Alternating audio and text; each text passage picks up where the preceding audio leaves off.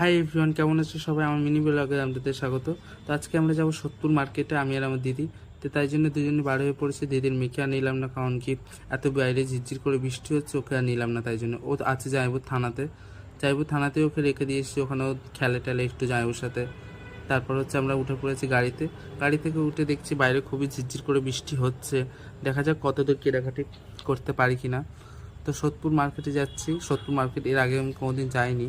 তো গিয়ে দেখি কত কী খোলা থাকে। এখানে চলে এসেছে জুতোর দোকানে। জুতো টুতো নিয়ে আমরা বেরিয়ে পড়েছি। তো তারপর চলে গেছে একটা ফোনের দোকানে। ফোনের দোকানে গিয়ে একটা গরিলা গ্লাস লাগানো ছিল, সেটাই আমি লাগাচ্ছিলাম। এখানে একটা রিং লাইট আর একটা স্ট্যান্ড দেখছিলাম, কারণ আমার ভিডিওর জন্য একটু প্রয়োজন করে।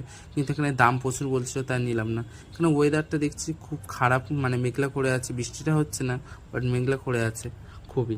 তারপর চলে এসেছি মিয়া আমরা দুটো পেস্ট্রি নেওয়ার জন্য, কারণ দিদি মেয়েটাকেও রেখে এসেছি, ওর জন্য কিছু